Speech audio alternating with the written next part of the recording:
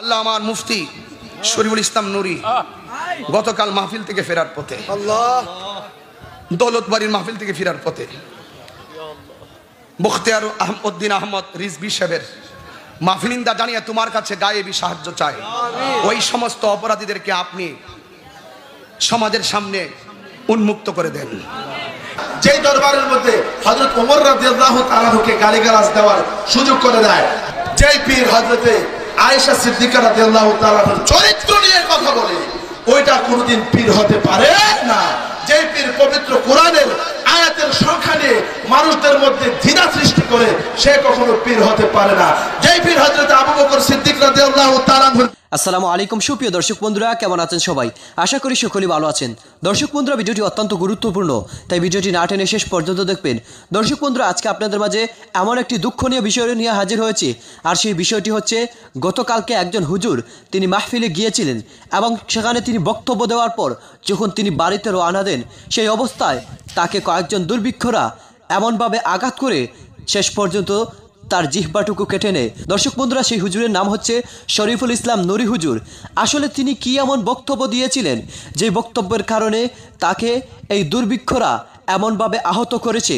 দর্শক বন্ধুরা, চলুন আমরা শরীফুল ইসলাম নুরি হুজুরের সেই বক্তব্যটি শুনে আসি, সেই দিনের মাহফিলের সেই বক্তব্যটি শুনে আসি, এবং সেই সাথে সেই সকল বিষয় নিয়ে অত্যন্ত চমৎকারভাবে অত্যন্ত গুরুত্বপূর্ণ কিছু কথা বলেছেন গিয়াসউদ্দিন তাহিরি।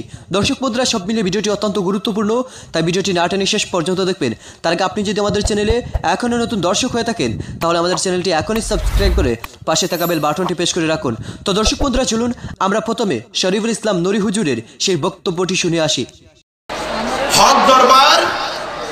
হক দরবার চিনার লক্ষণ হলো, হক দরবার চিনার লক্ষণ হলো যেখানে আকীদা সহি থাকে, যেখানে আকীদা সহি থাকে। আপনাকে খারিজিও হওয়া যাবে না, আবার শিয়াও হওয়া যাবে না। যেই দরবারের মধ্যে হযরত ওমর রাদিয়াল্লাহু তাআলাকে গালিগালাজ দেওয়ার সুযোগ করে দেয়, যেই দরবারের মধ্যে রাসূলের প্রিয়তম সাহাবী হযরত আবু বকর সিদ্দিক রাদিয়াল্লাহু তাআলা বুখারী শরীফের মধ্যে আসছে। শুধু তারকারা পৃথিবীর মধ্যে যত রাসূলের সাহাবী আছেন, শুধু সাহাবী নয়, কিয়ামত পর্যন্ত যত উম্মত রয়েছে, সমস্ত উম্মতের যতগুলো নেক আছে, ওই নেকগুলোকে যদি এক পাল্লায় দেওয়া হয়, হযরতে আবু বকর সিদ্দিক রাদিয়াল্লাহু তাআলা শুধুমাত্র হিজরতের রাতে যে এক রাত, ওই এক রাতের নেকগুলো সমান হবে। অথচ আজকে হযরতে আবু বকর সিদ্দিক রাদিয়াল্লাহু তাআলাকে ফেদা একটি বাগানকে কেন্দ্র করে আল্লাহর রাসূল সাল্লাল্লাহু আলাইহি ওয়াসাল্লামের কলিজার টুকরা হযরত আবু বকর সিদ্দিক রাদিয়াল্লাহু তাআলাকে গালিগালাজ করে রাসূল বলেন, আল্লাহকে ছাড়া যদি পৃথিবীর মধ্যে কোনো ব্যক্তিকে আমি আমার বন্ধু বানাতাম, তাহলে লাত্তাখাস্তু আবু বকর, তাহলে আমি আমার বন্ধু আবু বকরকে সবচেয়ে কাছের বন্ধু বানিয়ে নিতাম। যদি বলুন সুবহানাল্লাহ। কারণ দেখবেন হযরত ওমর ইবনুল আস কুরআন শরীফকে কালার করার জন্য, পবিত্র কালামুল্লাহ শরীফকে কলঙ্কিত করার জন্য, রাসূলুল্লাহ সাহাবীদেরকে কলঙ্কিত করার জন্য, ইসলামকে কলঙ্কিত করার জন্য, আহলে সুন্নাত ওয়াল জামাতের আকীদাকে কলঙ্কিত করার জন্য আমাদের এই দেশে কিছু দুষ্ট প্রকৃতির মানুষ শিয়াবাদ বিস্তার করে এই দেশের সরল মনা সুন্নি মুসলমানদের ভাইদের মধ্যে হৃদয়ের মধ্যে রক্তক্ষরণ করছে। আমরা দায়িত্বশীল কণ্ঠে বলে দিতে চাই, ওই সকল মানুষদেরকে আমরা বয়কট করলাম, ওই সকল মানুষদেরকে আমরা বয়কট করলাম। হযরতে মুআবিয়া রাদিয়াল্লাহু তাআলা এখানে হাদিস, এই দরবারের সাহেবজাদা সৈয়দ রিয়াজউদ্দিন আমাকে এখানে কিতাব এনে দিলেন, দিয়ে বলেন যে হুজুর এই কিতাবখানা আমাকে একটু পড়িয়ে দেন। আমি তাকে পড়ালাম, দেখলাম যে সিফফিনের যুদ্ধকে কেন্দ্র করে আল্লাহর রাসূল সাল্লাল্লাহু আলাইহি ওয়াসাল্লামের ভবিষ্যৎবাণীর কথা পর্যন্ত এই কিতাবের মধ্যে এসেছে। সিফফিনের যুদ্ধ আপনারা জানেন যে হযরত আলী রাদিয়াল্লাহু তাআলা এবং হযরত মুআবিয়া রাদিয়াল্লাহু তাআলা, এই দুজনের মধ্যে যে যুদ্ধটি হয়েছিল, এটা হলো সিফফিন। সিফফিনের যুদ্ধের আগের বছর আরেকটি যুদ্ধ সংগঠিত হয়েছিল, যেই যুদ্ধটির নাম হলো জঙ্গে জামাল। যেই জঙ্গে জামালের মধ্যে দুইটি পক্ষ ছিলেন, একটি পক্ষ হলো হযরতে আয়েশা সিদ্দিকা রাদিয়াল্লাহু তাআলা আনহা, আরেকটি পক্ষ ছিল সেটা হলো হযরতে আলী কাররামাল্লাহু ওয়াজহুহু। সুবহানাল্লাহ। দেখেন ওই যুদ্ধের মধ্যে বেহেশতের 10 জন সাহাবী, যাদেরকে আল্লাহ রাব্বুল আলামিন দুনিয়াতে আশারে মুবাশশিরিন বলা হয়েছে, আশারাতুল মিনাল মুবাশশিরিন, যেই 10 জন সাহাবীকে আল্লাহর রাসূল সাল্লাল্লাহু আলাইহি ওয়াসাল্লাম দুনিয়াতে থেকে জান্নাতের সার্টিফিকেট দিয়েছেন। তাদের মধ্যে দুইজন সাহাবী, একজনের নাম হলো হযরত তালহা, আরেকজনের নাম হলো হযরত জুবাইর রাদিয়াল্লাহু তাআলা আনহুমা। এই হযরত তালহা এবং হযরত জুবাইর রাদিয়াল্লাহু তাআলা আনহুকে জঙ্গে জামালের মধ্যে নামাজরত অবস্থায় কতল করা হয়েছে। আল্লাহ রাব্বুল আলামিন ওনাকে শাহাদাত কায়েম করেছেন, কবুল করে নিয়েছেন, দুনিয়ার জান্নাত ওনাকে দিয়ে দিয়েছেন।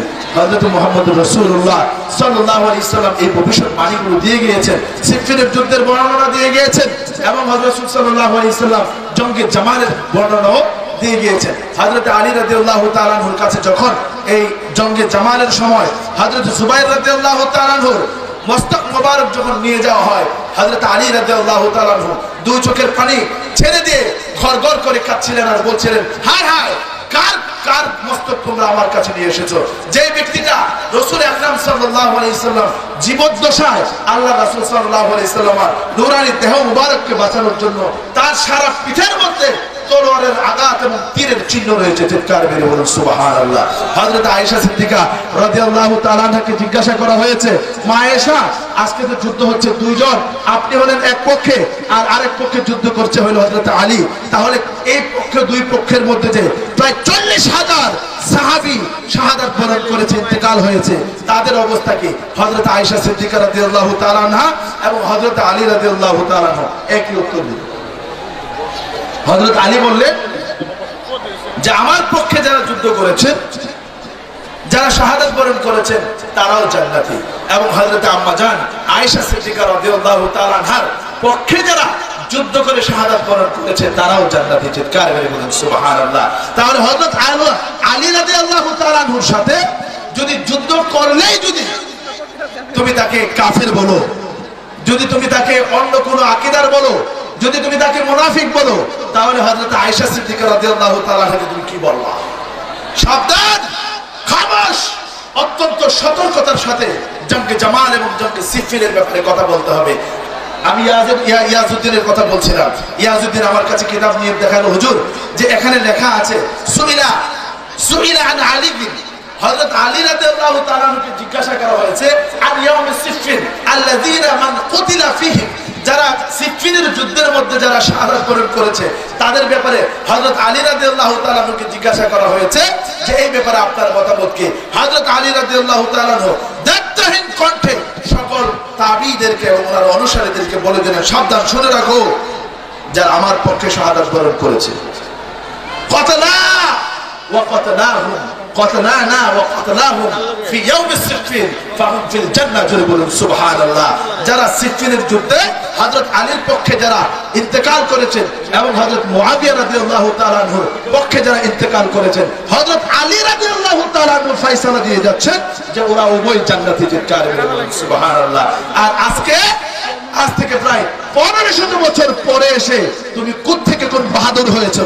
হযরত আলীকে মানো বলো, আসলে তোমরা হযরত আলীকে মানো না, তোমরা বরং কুফার যে মুনাফিক ছিলে, তোমরা কুফার যে ভণ্ড প্রেমিক ছিলে হযরত আলীর, ওই রকম কুফার ভণ্ড প্রেমিক তোমরা কখনোই হযরত আলী রাদিয়াল্লাহু তাআলা আনহুকে মানো না। কারণ হযরত মুআবিয়া রাদিয়াল্লাহু তাআলা আনহুর বিরুদ্ধে হযরত আলী রাদিয়াল্লাহু তাআলা আনহু এমন একটা জাল কওল যদি দেখাতে পারো যে হযরত আলী রাদিয়াল্লাহু তাআলা আনহু মুআবিয়া রাদিয়াল্লাহু তাআলা আনহুর বিরুদ্ধে একটি কথা বলেছেন, তাহলে তোমাদের আকীদা আমরা মেনে নেব। পারবে না, কখনোই তোমরা পারবে না। বরং হযরত সিফফিনের যুদ্ধের পরেও আরো প্রায় 9 বছর পর্যন্ত হযরত আলী রাদিয়াল্লাহু তাআলা বেঁচে ছিলেন, আরো কয়েক বছর বেঁচে ছিলেন। ওই কয়েক বছরের ভিতরেও হযরত আলী রাদিয়াল্লাহু তাআলা এরকম কোনো কওল বলে নাই। সুতরাং আজকে 1500 বছর পরে এসে যারা রাসূলুল্লাহর সাহাবীকে যারা গালিগালাজ করে, বুখারী শরীফের হাদিসগুলোকে যারা মিথ্যা বলে, মুসলিম শরীফের হাদিসগুলোকে যারা মিথ্যা বলে, নাসাঈ শরীফের হাদিসকে যারা মিথ্যা বলে, তিরমিজি শরীফের হাদিসকে যারা মিথ্যা বলে, যারা ইবনে মাজার হাদিসকে যারা মিথ্যা বলে, আসলে হাদিস মিথ্যা নয়, বরং তোমার আকীদা মিথ্যা, বরং তোমার আখলাক মিথ্যা, বরং তোমার ঈমান মিথ্যা। তোমার ঈমান রাসূলুল্লাহর ঈমানের সাথে নয়, বরং তোমার ঈমান শিয়াদের সাথে মিলে তুমি কাফের এবং বেঈমান এবং মুনাফিকে পরিণত হয়ে গেছো। সাবধান, রাসূল শুনে রাখুন, আল্লাহর রাসূল সাল্লাল্লাহু আলাইহি সাল্লাম দুইজনের ব্যাপারে দোয়া করেছেন যে যে কোনো একজনকে ঈমানের প্রতি যেন আল্লাহ দিয়ে দেন। এর মধ্যে একজন হলো হযরতে ওমর রাদিয়াল্লাহু তাআলা আনহু, আর দ্বিতীয় জন হলেন আবু জাহেল লানাতুল্লাহি আলাইহি। চিৎকার মেরে বলুন আল্লাহু আকবার। রাসূল আকরাম সাল্লাল্লাহু আলাইহি সাল্লাম যার জন্য দোয়া করেছেন একবার হেদায়েতের, সে যতদিন পর্যন্ত বেঁচে থাকবে, মুফাসসিরিনে কেরাম, মুহাদ্দিসিনে কেরাম, আল উদাবাইল মাহিরিন ওয়াল মুআররিখিন সকলে এই কথা বলছেন, আল্লাহর রাসূল যার জন্য জীবনে একবার দোয়া করে গেছেন হেদায়েতে, ওই ব্যক্তি কখনো গুমরাহী হতে পারে না। হযরত মুআবিয়া রাদিয়াল্লাহু তাআলা আনহুর ব্যাপারে আল্লাহর রাসূল সাল্লাল্লাহু আলাইহি সাল্লাম দোয়া করে গেছেন, আল্লাহুম্মা জাআলহু হাদিয়াও ওয়া মাহদিয়াও ওয়াহদি বিহি। হে আল্লাহ, আমার মুআবিয়াকে আপনি হেদায়েত দান করে দেন, ওয়া মাহদি বিহি, এবং তার মাধ্যমে মানুষদেরকে হেদায়েতের রাস্তাকে আপনি সুগম করে দেন। যিনি বলেন সুবহানাল্লাহ। তো রাসূল যার জন্য দোয়া করেছেন আর তুমি তার বিরুদ্ধে কথা বলো, তোমার কত বড় সাহস! তুমি হযরত আলী রাদিয়াল্লাহু তাআলা আনহুর জবানের উপরে, কওলের উপরে তোমার কত বড় কথা বলার দুঃসাহস তোমাকে কে দিয়েছে?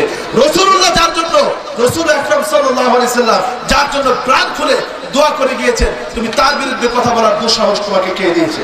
হিন্দা, আবু সুফিয়ানের স্ত্রী, মুআবিয়া রাদিয়াল্লাহু তাআলা আনহুর আম্মা। বিষয়টা খেয়াল রাখবেন। আজকে দেখবেন যে হযরতে হিন্দাকেও গালিগালাজ করা হচ্ছে। হযরত আয়েশা সিদ্দিকা রাদিয়াল্লাহু তাআলা আনহা, এই হযরতে হিন্দা রাদিয়াল্লাহু তাআলা থেকে দুইখানা হাদিস বর্ণনা করেছেন। হযরত আয়েশা সিদ্দিকার থেকে কি তুমি বড়? যে যাকে বলা হয়েছিল মুকসিরিন, হাদিসের কিতাবগুলোর মধ্যে সবচেয়ে বেশি যে সকল সাহাবীরা হাদিস বর্ণনা করেছেন তার মধ্যে আম্মা জান আয়েশা সিদ্দিকা রাদিয়াল্লাহু তাআলা আনহা একজন। এই জন্য ওনাকে বলা হয় মুকসিরিন। হযরত হিন্দা রাদিয়াল্লাহু তাআলা আনহা মক্কা বিজয়ের পরে রাসূল আকরাম সাল্লাল্লাহু আলাইহি সাল্লামের দরবারে আসলেন, বোরকা পরে, হিজাব পরে আসলেন। হিজাব পরে এসে রাসূল আকরাম সাল্লাল্লাহু আলাইহি সাল্লামকে বলেন যে আমি আল্লাহর কসম করে বলছি, মুহাম্মদ, আমি আপনার কাছে ইসলাম গ্রহণ করে ফেলেছি। আপনার কাছে, আপনার হাতে ইসলাম গ্রহণ করার পূর্বে পৃথিবীতে যদি একজন কোন ব্যক্তি যে আমার কাছে সবচেয়ে বেশি ঘৃণিত ছিল সেটা ছিলেন আপনি। ইয়া রাসূলুল্লাহ, আল্লাহর কসম করে বলছি, আজকে ইসলাম গ্রহণ করার পরে পৃথিবীতে যদি আমার কাছে সবচেয়ে বেশি গুরুত্বপূর্ণ এবং প্রিয় কোন ব্যক্তি থাকে সেটা হলেন আপনি। চিৎকার করে বলুন সুবহানাল্লাহ। আরে বাবা, কুরআন হাদিস পড়ো না। ইসলাম বলছে ইন্নাল ইসলামা ইয়াহদিমু মা কানা ক্বাবলা, ইন্নাল ইসলামা ইয়াহদিমু মা কানা ক্বাবলা। একজন ব্যক্তি ইসলাম গ্রহণ করার, মনে করুন আজকে সিঙ্গারবিলের একজন কুখ্যাত হিন্দু আজকে ইসলাম গ্রহণ করে, সে তার জীবনের অতীতে যত গুনাহ করেছে, যেই দিন সে ইসলাম গ্রহণ করবে আল্লাহ রাব্বুল আলামিন তার অতীতের সকল গুনাহগুলো মাফ করে দিবেন। চিৎকার মেরে বলুন সুবহানাল্লাহ।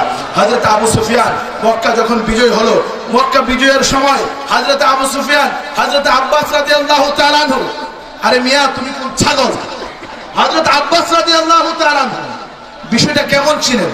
সারা বিশ্বের যত মুহাদ্দিস এবং মুফাসসির, তার মধ্যে সবচেয়ে বড় যিনি মুফাসসির, ওনার নাম হলেন হযরত আব্বাস রাদিয়াল্লাহু তাআলা আনহু। হযরত আব্বাস রাদিয়াল্লাহু তাআলা আনহু রাসূলকে বলছেন, ইয়া রাসূলুল্লাহ, আজকে তো মক্কা বিজয় হয়ে গেল, মক্কা বিজয়ের পরে আবু সুফিয়ান ইসলাম গ্রহণ করে ফেললো। মক্কার মধ্যে আবু সুফিয়ান ছিলেন সবচেয়ে বড় একজন নেতা, কাফের এবং মুশরিকদের বড় নেতা ছিলেন। আজকে তিনি ইসলাম গ্রহণ করেছেন। হযরত আবু সুফিয়ান চান ওনার ফজিলতের ব্যাপারে আপনি কিছু বলেন। তিরমিজি শরীফের মধ্যে এসেছে, আল্লাহর রাসূল বলেন যে হ্যাঁ, ওমান দাখালা দার আবি সুফিয়ানা ফাহুয়া আমিনুন।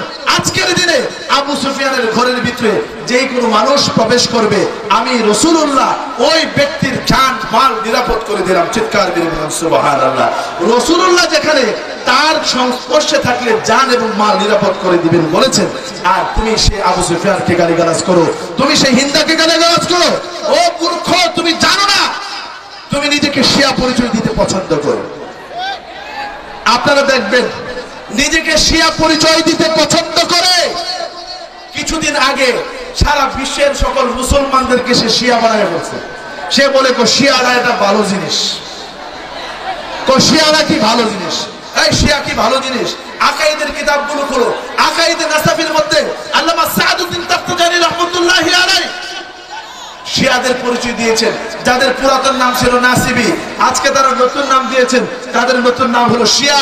আর শিয়ারা ইমাম হুফাজা শিফা শরীফের সরা লিখেছেন ইমাম হুফাজ রাহমাতুল্লাহি আলাইহি। উনি বলছেন শিয়ারা হলো কালবুম মিন কিলাবিন নার, তারা হলো জাহান্নামের উত্তর চিৎকার মেরে বলেন নাউজুবিল্লাহ। আল্লাহ রাব্বুল আলামিন এই সকল নব্য ফেতনাদের থেকে আমাদেরকে মাহফুজ রাখুক। এটা সকলে চান কিনা? যদি চান তাহলে হক দরবারের সাথে থাকতে হবে, হক পথে থাকতে হবে। যে পীর হযরত মুআবিয়া রাদিয়াল্লাহু তাআলা কে গালিগালাজ করে সে কখনো পীর হতে পারে না, বরং সে ভণ্ড ভণ্ড ভণ্ড। চিৎকার বলেন। যে পীর হযরতে তো দর্শক বন্ধুরা, আপনারা হয়তো এই পুরো ভিডিওটি দেখে এই বক্তব্যগুলি শুনে অবশ্যই বুঝতে পেরেছেন আসলে কতটুকু দুঃখজনক হলেও সত্য।